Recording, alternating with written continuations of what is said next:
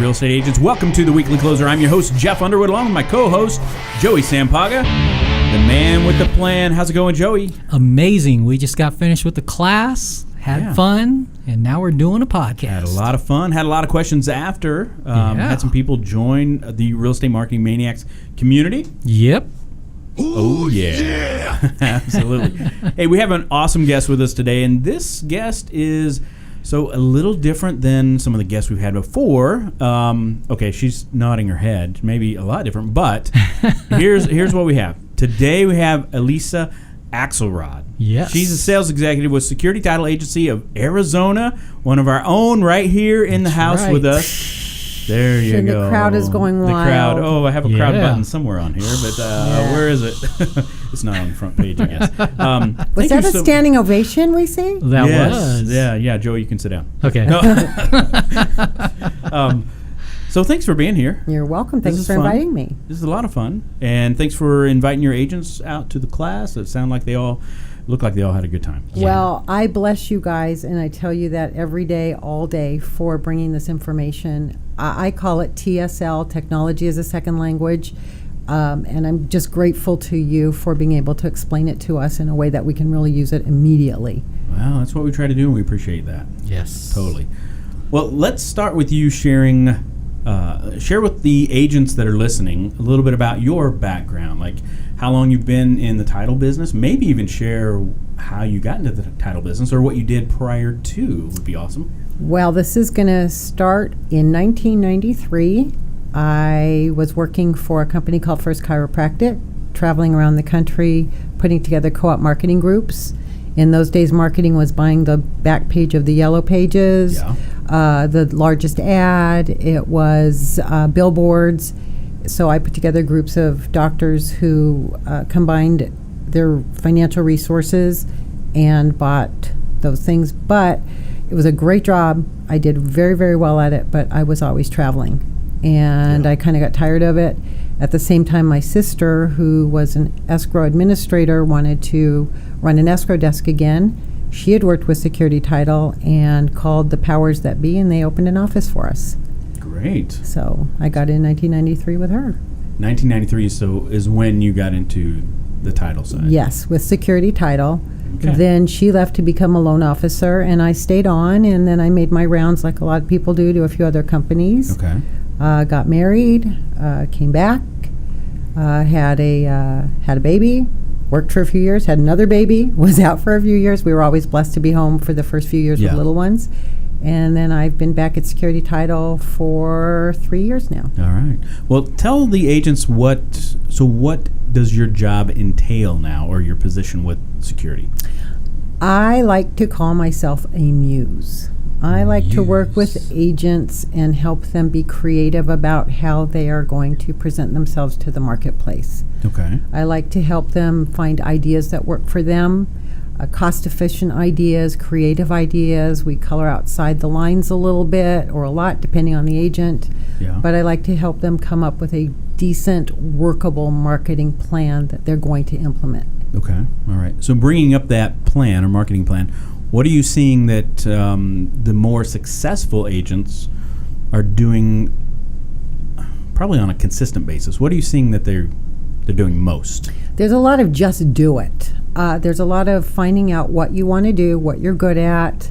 We were talking earlier about comfort zones. I don't have a problem with somebody having a comfort zone. Everybody says get outside your comfort zone. Mm-hmm. If you find something that you like and you're good at and it works for you, then you should keep doing that. So that's mostly what I do is find, in an agent what they like doing. Do they like to socialize? Are they very creative with their print? Do they enjoy print marketing? Then we can come up with something creative. If they like to market, if they like to entertain, then we say, please entertain from the comfort of your living room. Introduce your past clients to your friends.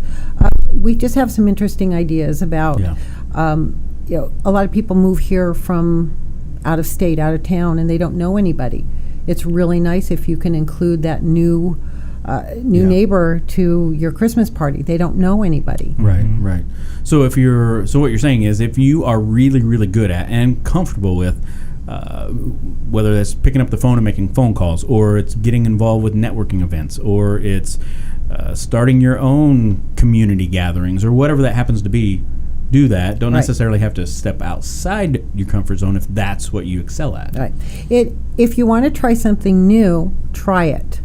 And you could get good at it. That's how, we all Yeah. learn and grow.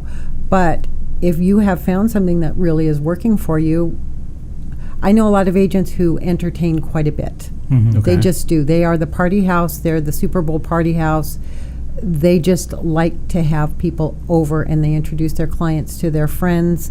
They like to do that. Other people don't want to do that. They want to join network marketing groups, and they're very effective working with, B&I groups or the Phoenix Yeah. Chamber of Commerce. There's a lot of opportunities, but a lot of people don't like walking into a group like Right. that. Yeah, for sure. So- You mentioned earlier, before we started recording, about your sales philosophy. Yes. You want to expand a little bit on like home ownership or your philosophy behind? Yes. Okay. I feel very strongly about this industry. I guess my age shows sometimes that I think home ownership is still a privilege. I think that own a piece of the rock. I think earning your way into your home is such a big deal, and people are so proud of it. And I just feel like everybody has some responsibility in it. The buyer has a responsibility in buying something they can truly afford. No one wants to be house poor. Right. And the agent has a responsibility to make sure that that home is the right home for that buyer. And I always say there's a reason why there's a difference between a house and a home. Yeah. Home is where you're going to live, where Right. your life is going to happen. And the agents, getting back to your original question, when I work with really successful agents, it's because they made sure that they found the right home for the buyer. They didn't it. try to convince them that this was what you said you wanted. This is their home. They didn't stop looking until they heard, "Honey, I love it." Yeah. And those are the people who get referred and repeat business. Right. And I would assume those are the agents that are really passionate about real estate in general. I know there are probably agents that got into this to, thinking that they can make a good living or what have you. So what do you have to say about that? I mean, for an agent today that's maybe they're new to the business or whatever, right? And they're jumping in because somebody told them, "Oh my gosh, I've done so awesome the last couple of years," and they're just jumping into it. I know you have some thoughts about that. Well, this is the hardest job that can look the easiest. And I would say that is the one thing that tricks a lot of people coming in. When you work with somebody who's really good at what they do, it generally looks easy. So it does look like, oh, they just showed me a few homes, or today people are going online and finding their own homes and they're asking the agent to show it to them. Yeah. Not realizing what's really involved in negotiating the contract, this 9-page monster that we have that's growing. Is it 9 or 10? 10-page contract that's growing. So the skill set has to be there of negotiating a contract, of really taking care of your clients, of appreciating the difference between realtor and real estate agent with the code of ethics. So there's a lot involved that the average buyer or seller doesn't see. They don't see the behind the scenes work. Yeah. Okay. All right. No, that's a great point. And Joey and I have been in mortgage and real estate for quite some time. Yeah. I mean, you can tell. You can tell which agents are really doing it because they are just so into real estate for their clients versus I'm in it to make a quick buck. Yep. Right. There's a care factor, and that should be in any job. There's a care factor. Yeah, for sure. Before we move to the next section, what about sharing with agents why they should really be looking at Security Title as their partner? Teaming up together. Well, how much time do we have for this podcast? You have 20 seconds. No. Oh my goodness. No, just like A checkbox under every reason that you would want to work somewhere. Management is completely supportive of us. My little personal tagline has always been, I have a lot of ideas, not all good. And they let me pull a trigger on every idea I have. And some have worked and some haven't. And there's no reprimand. They really, really encourage us to be creative, to help agents in the way they need it. It's not cookie cutter. And I think management really understands and appreciates that every agent is different, so the approach to every agent needs to be different. And they allow us that flexibility. That's just from the sales side. The other side is the escrow support. My escrow officer, Gail Weaver, she's been with the company 35, 36 years.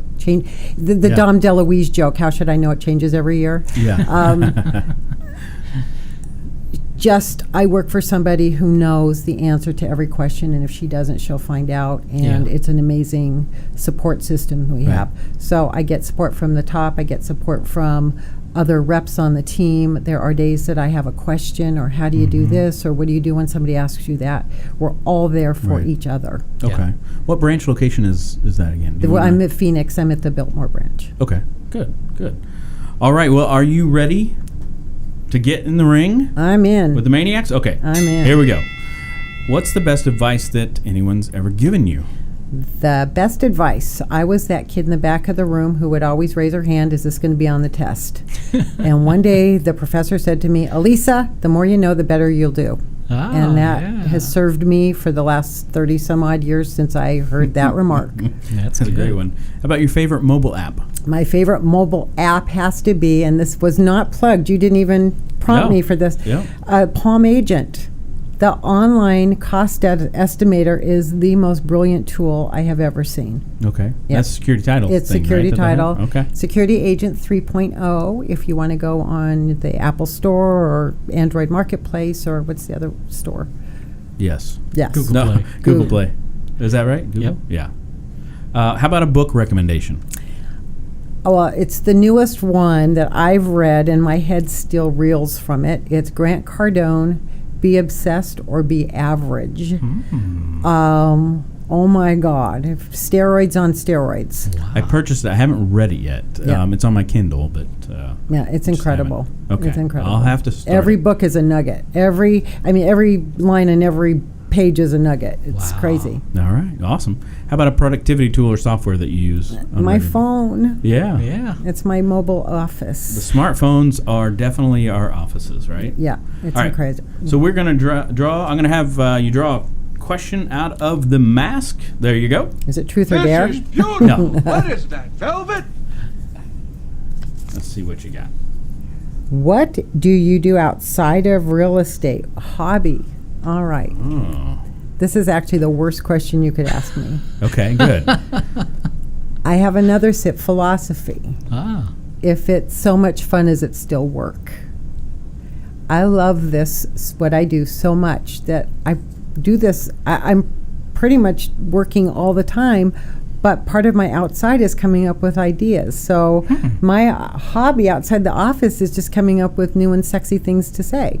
Like this morning we were talking about if you can find your spouse online, you can find your house online. That's what I do in my spare time. No, but I'm married, and we'll be married 22 years next week. You and have a dog. We have that. 2 kids. Yeah. So if I had a hobby, it's spending time with my family and friends. Yeah, that's a good one. Yeah, but I don't knit or paint or garden or do anything like that. All right. Yeah. Everybody has their own thing. Yeah. So, Well, I have the attention span of a 4-year-old, so that probably has something to do with it. Well, we're all about 7 seconds now, right? Yeah. Anyway, according to Microsoft study or something. Well, thank you so much for being here. Thank you for Yes, Alyssa. asking. This has been fun, sharing great information about security and what you do and some of your background. Thank you for having me. We appreciate it. Well, with Jeff Underwood and Joey Sampaga, Real Estate Marketing Maniacs, until next time, take care. We'll talk to you soon. Oh, yeah. See ya. Bye-bye. You can say something. Goodbye. Good job. Good job. The Weekly Closer podcast is sponsored by Jake Krabby, NMLS number 877141 at Academy Mortgage. Are you looking to buy or refinance a home? Jake Krabby is your mortgage professional. Contact Jake at 480-442-9291. Jake Krabby is a loan officer at Academy Mortgage, NMLS number 877141. State license for Arizona number 0920357, AZBK number 0904081, and New Mexico number 877141. Academy Mortgage Corporation, NMLS 3113, and New Mexico 01451. Call 480-442-9291. Address 15333 North Pima Road, Suite 205, Scottsdale, Arizona 85260. Academy Mortgage is an equal housing